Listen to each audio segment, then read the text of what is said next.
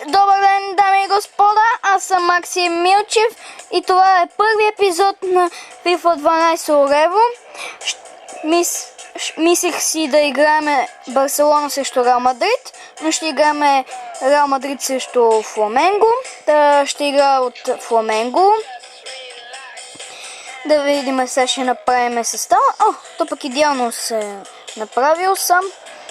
Добре, и почваме матча. Идеално. Честно избрах си да бъда от Фламенго, защото ако трябва да избирам Барселона или Реал Мадрид, просто избирам Барселона, защото харесвам отборите, които печелят. И понеже Реал Мадрид през цялата си кариера на футболен отбор не е печелила срещу Барса. Тук трябва да има Дуспа. Не, няма Дуспа. И няма Дуспа. Добре. Ще дам на този, който иде. Добре, Роналдо ми взима топката. Е малко тъпо, защо го слагат само Бензема, само един защитник да има. И ето го 1-0. Така както казвах, защо го слагат само Бензема? И Ди Мария. И Юзил. Кристиано Роналдо го слагат някъде към крило. Не го слагат за нападател. Поне единствения им талант Роналдо не го слагат. И затова губят от всички отбори. Затова загубиха от Борусия. Ако играха срещу Байерн Мюнхен на четвъртфинала, пак щяха да загубят.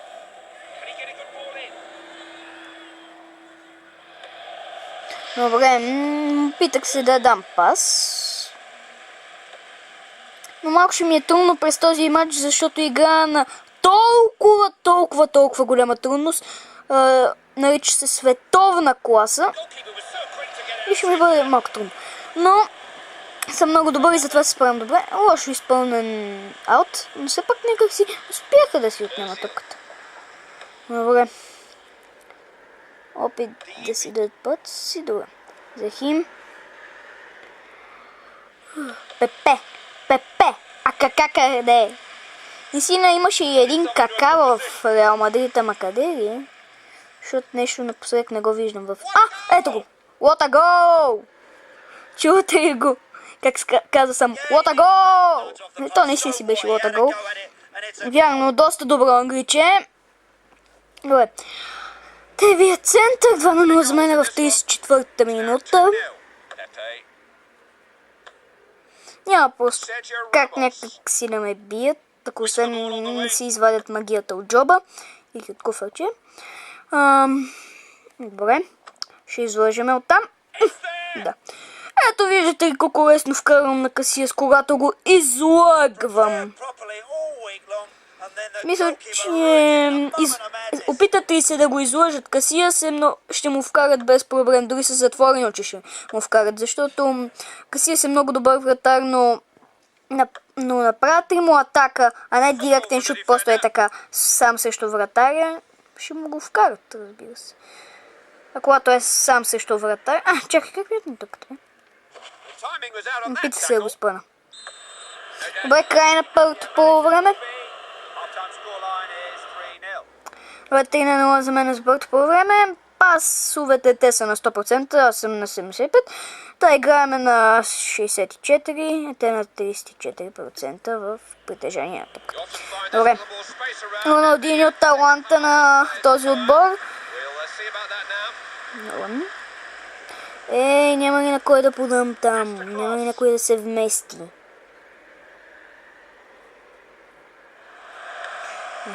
Трябва всичко да... Няма ви на добри позиции, момчета. Все пак ги има. Добре, корнер за мене.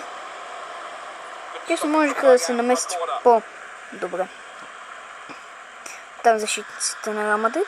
Добре, винаги ми отнемат, когато давам когато бие някакво статично положение. Как? Добре.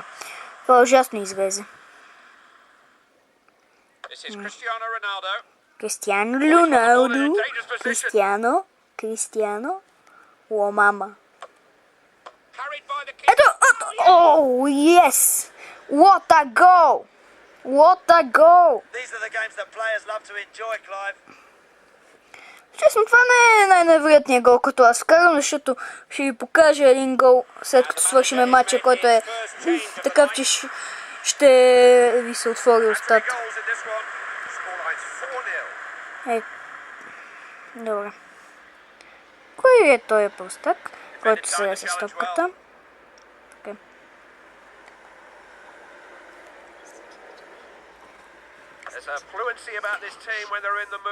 Добре. Добре, отнемам топката. Чекайте. О, чекай! Не! Добра защита. Но не ме впечатлява, защото аз пак си вкарвам гол. С боц. Под ръката на Касиас. Добре. И вече резултата става 5-0 за мен.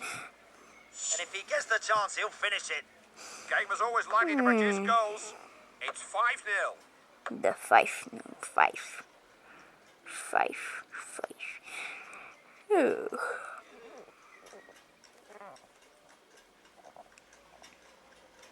Ей, гаси просто. Ей, мага сте тъпи футболисти всички. Геги, един талант има само. Офсайд. Как не обичам засадите в футбола, защото имат засади. Ще много е досадно. Проварят головете само. Защото е ясно, че щях да вкарам гол, нали? Нали. Ей! Добре. Отнемам си. Роно! Супер!